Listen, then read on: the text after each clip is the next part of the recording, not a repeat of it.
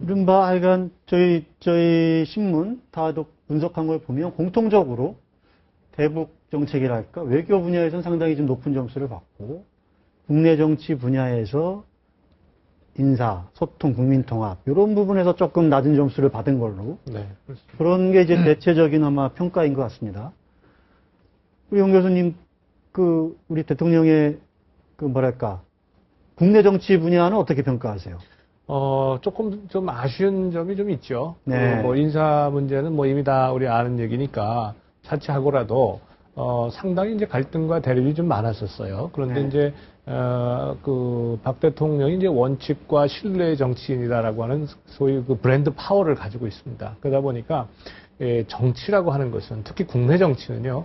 뭔가 타협을 이끌어내고 그 최선의 답안을 쓰는 것이 아니라 뭐 최선의 답을 쓸 수 있으면 좋죠. 뭐 예. 여야 할 것 없이 다 공통되게 이렇게 그 합의를 이끌어내 가지고 최선의 답안지를 쓸 수 있으면 정말 좋은데 그것이 불가능한 경우에는 서로가 양보해 가면서 차선이나 혹은 차차선 또는 뭐 좀 심하게 얘기한다면 최악을 피해가는 뭐 예. 이러한 이 리더십을 발휘를 해야 되는 것이 또 대통령의 자리거든요. 왜냐하면 뭐 경제정책, 사회정책 다 마찬가지입니다만은 이런 것들에서도 경제정책을 잘 해가지고 경제가 자꾸 성장을 해야 사회정책에 대한 우리가 부담을 할 수가 있는 거다. 이런 논리도 있단 말이에요. 그러면 이런 걸 가지고 잘 설득을 해서 어떻게든지 간에 여야의 차이를 좀 좁히고 그래서 여야가 국회를 통해 가지고 합의해서 결론을 낼 수 있는 예. 그것도 기간 내에 이걸 끌어내는 것도 대통령의 중요한 덕목인데 그런 면에서 조금 부족했다. 아쉬움이 좀 있다. 이렇게 말씀드릴 수가 있겠습니다.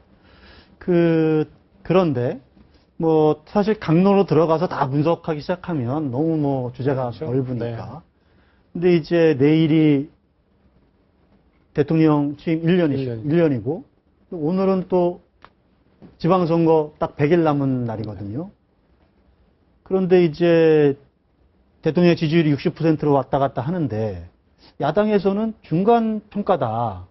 이걸 주장하고 나오는데 그 중간 평가가 어떨까요? 먹히겠습니까? 지금 굉장히 야당이 60%가 나오는데 그러니까 중간 평가라고 이제 어떤 선거 프레임을 짠 것 같은데 네. 기본적으로 좀 단어를 바꿔야 될 것 같아요. 그러니까 중간 평가라고 하는 일반적인 단어를 쓰면 아까도 이제 앵커께서 말씀하신 대로 대통령의 지지율 자체가 뭐 어떤 원인이건 어떤 경로든 간에 60%에 육박하고 있는 상황이어서 이 중간평가라고 하는 것이 전혀 먹히지 않는 상황입니다. 그리고 과거에 중간평가는 대체로 먹혔던 것은 최소한 대통령 임기가 2년이 지난 이후 어느 시점부터 그러니까 대통령에 대한 어떤 희망과 애정과 사랑이 국민들 마음으로부터 떠나가기 지나가는 요 시점, 그게 최소한 한 2년 정도는 이제 시간이 지나야 된다고 보고 그 이후 시점에 중간평가론을 들고 나왔을 때 이게 좀 지방선거에서 먹혔다. 그러면 그 전에 지금 1년 3개월 된 대통령을 가지고 중간평가라고 얘기를 하는 것은 아마 야권에서 기본 프레임을 잘못 짠 것이고 차라리 중간평가 프레임을 가지고 선거에 임하고 싶으면 이 중간평가라고 하는 단어 대신에 개별적인 항목 하나하나에 대한 어떤 공약을 이행하지 않았다. 그러니까 기초연금 공약 이렇게 이행하지 않은 것에 대한 어떤 심판을 하겠다. 또 군대 18개월 뭐 이렇게 공약을 했다가 그걸 이행하지 않은 것에 대한 심판을 하겠다. 또 고교 무상교육에 대한 부분에 대한 심판을 하겠다. 이걸 가지고 이런 심판을 한다면 그건 말이 될지는 모르겠지만 애매한 일반 단어로서 어떤 중간평가에 대한 어떤 정권에 대한 중간 심판이다. 이렇게 하면 아마 야당이 필패 상황이 오는 것이 아닌가 저는 그렇게 보입니다. 우리 김영남 의원님.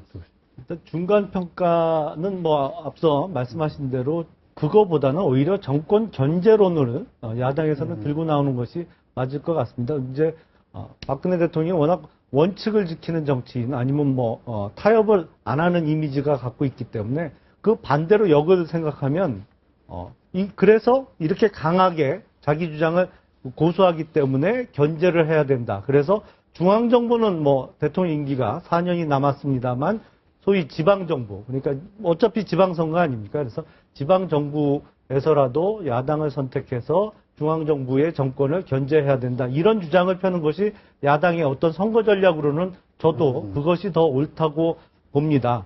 그리고 개별 공약에 대한 후퇴 문제는 사실은 최악의 그 대통령 내지 정치인은 공약을 100% 안 지키는 정치인이라기보다는 어떻게 보면 지켜서는 안 될 공약을 100% 지키는 게 사실은 최악이죠. 기초연금에 한번 좀 포커스를 맞춰서 말씀이 한번 좀 내는 기초연금. 기초연금 해가지고 지금 국회에서 그거 곧딱 고주제 하나만 놓고 한번 토론합니다. 기초연금이 지금 대선 공약 때 내용대로 하면 네. 그 65세 이상에 대해서는 월 20만 원을 전부 다 지급하는 거로 돼 있습니다. 근데 지금 이제 보건복지부의 수정안에 따르면 하위 70%에 대해서는 그 좀 국민연금과 연계돼서 지급하도록 돼 있는데 이게 사실은 당장 올해나 내년은 차이가 대선 공약대로 전액을 지급할 때 하고 좀 수정한 대로 지급할 때 하고 불과 3천억 정도밖에 차이가 안 됩니다. 4천억이 안 되는 그 금액이거든요. 전액 다 지급할 때 하고. 그래서 재정적으로는 큰 부담은 안 됩니다만 이게 하려면 할 수 있다 이거죠. 예. 얼마든지 지금의 재정 상태로는 감내할 수 있는 수준입니다만 문제는 이게 그 계산을 해놓은 거 보니까요. 2060년이 되면 이게 어마어마하게 차이가 많이 나갔고요. 그때 가면 재정적인 부담이 1년에 약 100조 이상의 부담이 더 들어가야 됩니다.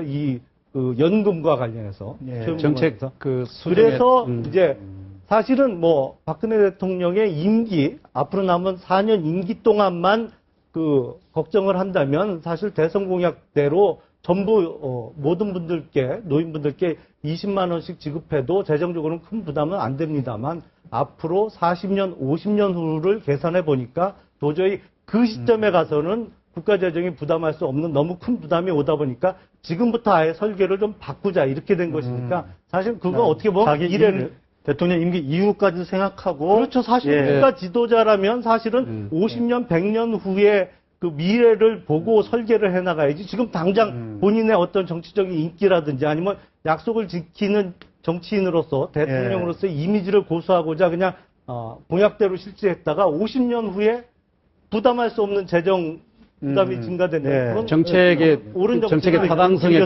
말씀드려보세요. 타당성에 대한 논의는 시간이 없을 수 없지만요. 김 변호사님 하신 말씀이 맞을 수도 있어요. 근데 중요한 것은 뭐냐면 약속을 번복했을 때 그 약속을 한 사람들이 어떤 태도를 가져야 될까 하는 문제입니다.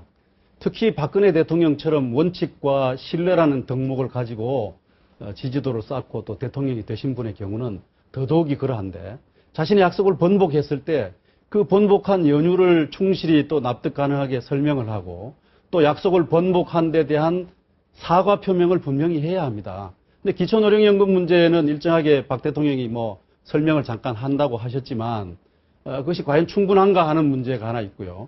그 외에도 이를테면 경제민주화 문제는 슬그머니 어디론가 사라져버렸습니다. 그리고 경제민주화 정책을 뒷받침하던 김종인 전 장관 같은 경우는 완전히 탈당을 하고 해버리고 말았지 않습니까? 완전히 사라져버린 정책에 대해서 아무런 아직 설명이 없습니다.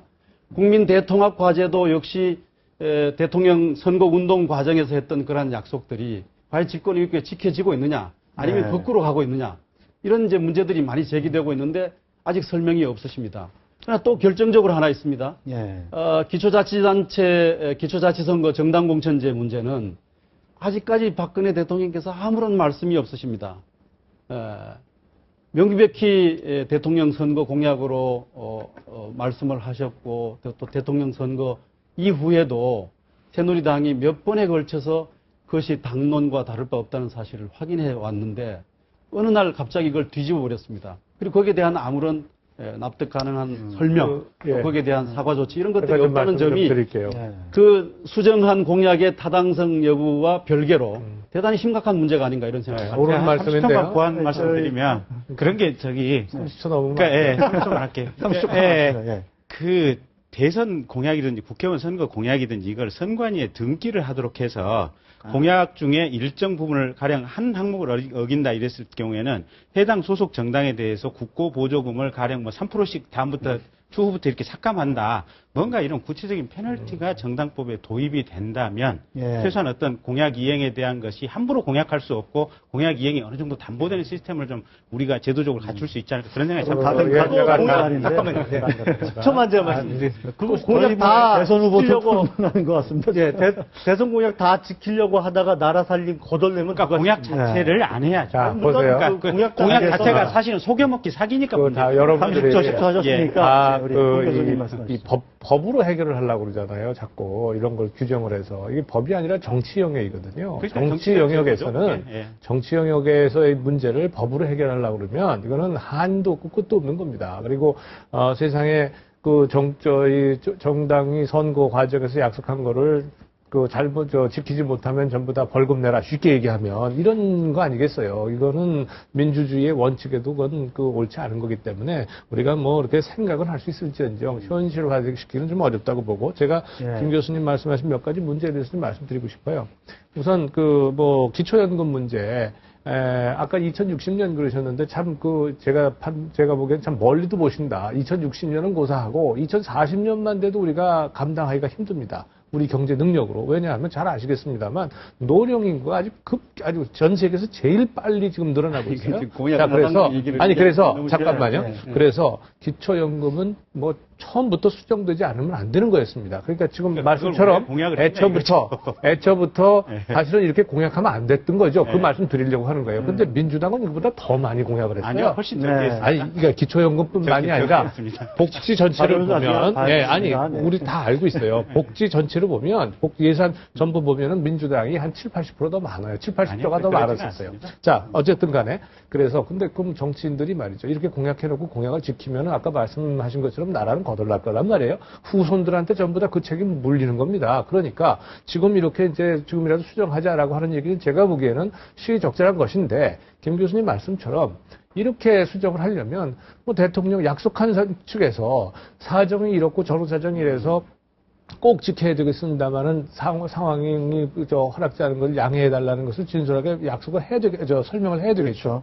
작년은만 하더라도, 물론 사과도 하고, 지난해만 하더라도 지금 예상보다 8조 원이 덜 거쳤어요. 지금 경제가 계속 나빠지고 있습니다. 이런 상황 속에서 지키기가 어려우니까 그걸 있는 그대로 진솔하게 청와대가 설명할 필요가 있다는 거고요. 경제민주화. 이제 동의하시는 거죠. 그럼요. 사과도 해야 됩니다. 그거는 대통령이 분명히 내가 이거 공약을 한 건데, 기초단체 정당 공천제도 마찬가지예요. 저는 애초부터 정당 공천제 폐지에 반대한 사람입니다. 왜냐하면 이거는 이 선거에서 정당 공천제가 문제가 있으니까 아예 민주주의를 포기하자는 거하고 똑같아요. 그러니까 민주주의가 문제가 있으니 민주주의를 포기하자는 얘기하고 똑같아요. 왜냐하면 이건 정당 정치가 우리나라의 기본 민주주의 기본 구조거든요. 그러니까 자치단체에서 정당 공천제 폐지하자는 얘기는 이게 여러 가지 문제를 일으키니까 아예 민주주의, 지방사로다 이런 거예요. 그러니까 사실은 저는 처음부터 반대했지만 약속을 한 입장에서 본다면 지금 말씀하신 것처럼 이것을 지키지 못할 이유에 대해서 충분히 설명을 드리고 사과를 해야 되는 거죠. 그런데 그러한 이 소위 말해서 사과에 대한 설명, 사과 이런 것들이 없기 때문에 문제다라고 하는 것은 전 아주 전적으로 공감합니다. 그러니까 이거는 지금이라도 언제든지 하여간 빨리 하는 게 좋다. 저는 그렇게 생각을 하고요. 경제민주화 문제 말씀하셨는데 경제민주화 문제가 사라지고 또는 그것을 주장했던 사람들이 일선에서 안 나온다고 해서 일선에서 보이지 않는다고 해서 경제민주화라고 하는 큰 흐름이 없어지거나 사라진 건 아니죠. 아시겠습니다만 경제민주화라는 것은 아주 굉장히 재벌 해체서부터 시작해가지고 아주 단순한 공정거래과 관련된 법령까지도 아주 다양하게 있습니다.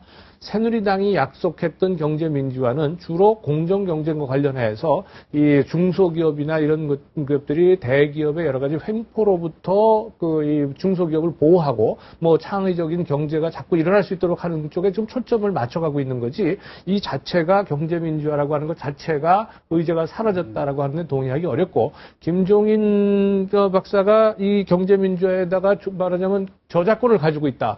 그럴 수 있겠죠. 헌법 개정할 때 우리가 87년 헌법 만들 때 그렇게 주장을 해서 넣은 분 중에 한 분이니까. 그렇죠. 그러나 그렇다고 해서 김종인 선생이 없다고 해서 경제민주화 정책을 못한다는 것은 저는 절대 동의할 수가 없습니다.